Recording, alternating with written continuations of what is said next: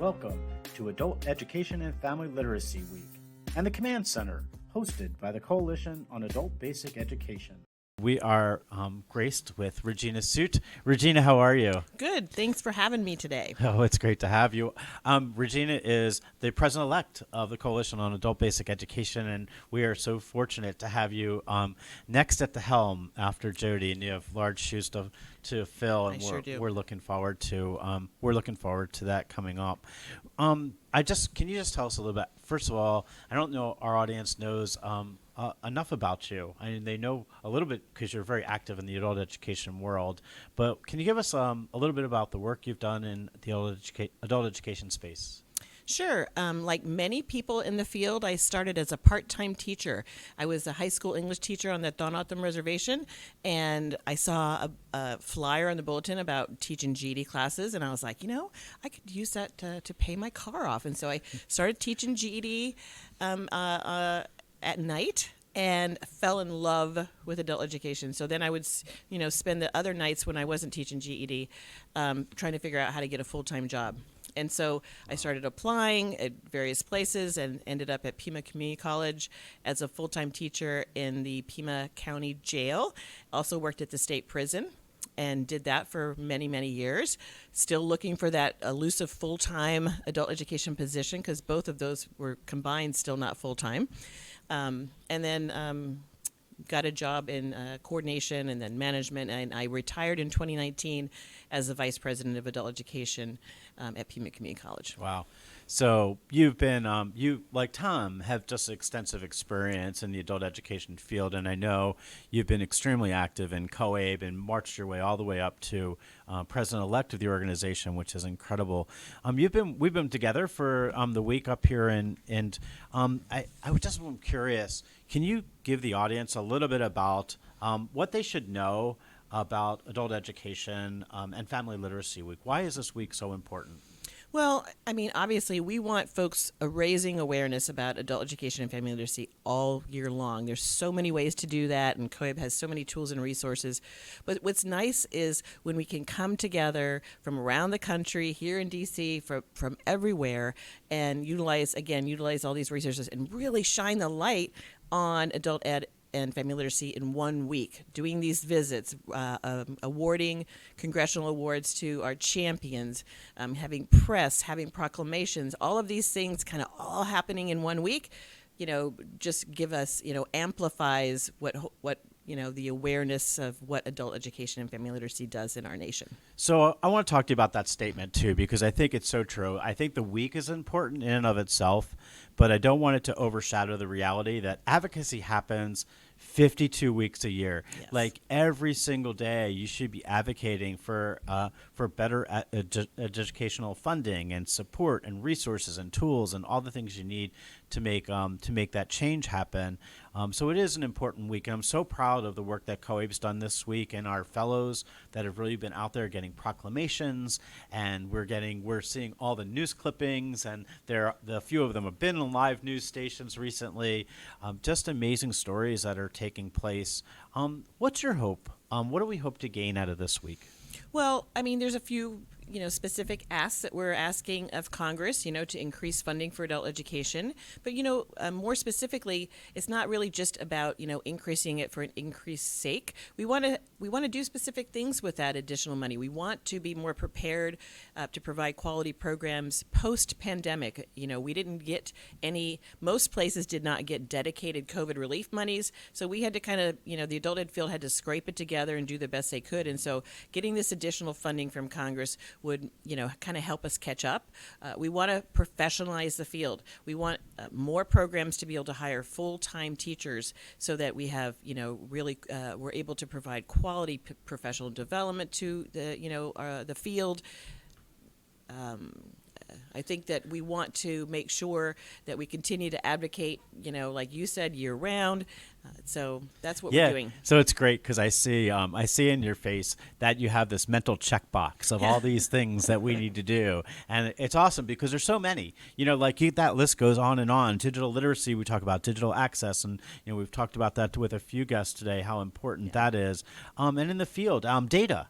One of the things I know COABE has made a priority is really working to capture better data in the field and how important it is. One of the things that strikes me, and I think you're super good at this, is really identifying the stories. And COABE does it really well as well, is finding those success stories and being able to tell the story through people and the successes that people have in changing their lives. Is there any story in your years of practice that sticks out in your mind, or even through COABE, that you reflect back on and say, I had this student or this family or this teacher or instructor that did something extraordinary? Wow, there are literally, I mean, I've been, in adult education for many years, and I would say that a part of the culture that I bring from Pima Community College was a predecessor who demanded that we find stories and that we build relationships with our students. And many people that know me or have heard me over the years know that I have a formula for successful advocacy, and that is stories plus data plus relationships. So building relationships with those legislators. I would say one of my favorite stories is a student named Tom. Is it Tom Nash? No, not Okay. Tom Nash. Let's make it sure. And he worked a very labor-intensive job every day. His reading was not that great because his family were missionaries and they traveled the world, and they just didn't prioritize education. He ended up having kids and a family, and he wanted to do better for them. And so he would work this labor job. In Tucson, you have to do labor like at 3-4 o'clock in the morning before it gets too hot. So he would do this job from 3 a.m. to 2 p.m. and then he would ride his bike in the hottest part of the day to one of our learning centers and have a sandwich or something and wait for night classes. The night classes went many times from 6 to 9, and then ride his bike back home. Wow. And he was just so persistent. It took him over a year of doing that, riding his bike in the heat many times after working all day, and so many students like Tom. Truthfully, I could talk literally for 100 hours about students who motivated me to do this kind of work, motivated teachers to put in their all and to accept all of the new rules and regulations and things that they had to add to their curriculum happily, because our students are really dedicated, and it's hard not to have a lot of respect for them and want to work as hard as you can for them. Yeah, I have to be honest. I think that if we are really going to change the face of adult education in our country, that it's not going to be because of legislators. It's going to be because of the students and the stories that we tell. And I would encourage every adult education agency out there that one story says 10,000 words, and it really paints a picture of how we can change the world. Yeah. And it's so important. There's a lot of ways to bring stories into your work. You can take a student on a legislative visit, or have students run a meeting when legislators come to your school, to your class. Invite them. We just heard that legislators are going to be on break here pretty soon, and so they're going to all be home in district. It's a great time to invite them into your classrooms, into your graduation events and your National Honor Society events, whatever events there are. Legislators, truthfully, would rather do that kind of activity than probably meet with me just about any day. For sure, because you remember that it's our students that are out there, our adult students that are actually voting them into office. And we have to keep that at the forefront, because when they walk into the office, oftentimes the legislators will ignore the people that are bringing them there, and they're going to want to center right on that their constituent, and they want to know from them, like, does this work? Is this something that's worthy of my time and efforts? And you raise a super good point about the legislators now going home for election time. There's a 5-week break that's coming up, and super good time now to invite them to your programs. Let them see it, let them feel it, let them touch the program, so that they can come back and say, you know what, this sticks out for me, and we need to put more emphasis on it. I'm going to give you one of the questions I haven't asked a lot this week, but I did want to ask it of you. We had a conversation at dinner last night, and we talked about Adult Education and Family Literacy Week. If there was a mascot for this week, what would you like to see that mascot? What would it look like? Well, I remember this, even though dinner was late. Anything but veal. Anything but veal. That's right. Anything but veal.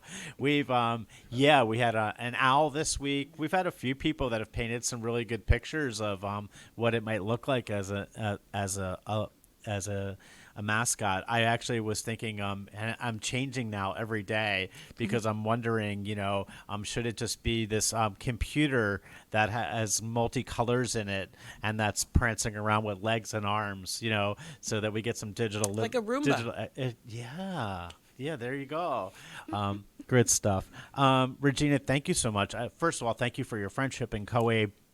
I am so look forward to working with you over the next few years, and congratulations on moving up. And again, we're looking forward to seeing great things from COABE over the next years going forward. So, Oh, thanks. thanks Thank you, again. Jeff, for your leadership, and thanks for putting this together. The podcast has been great. My pleasure.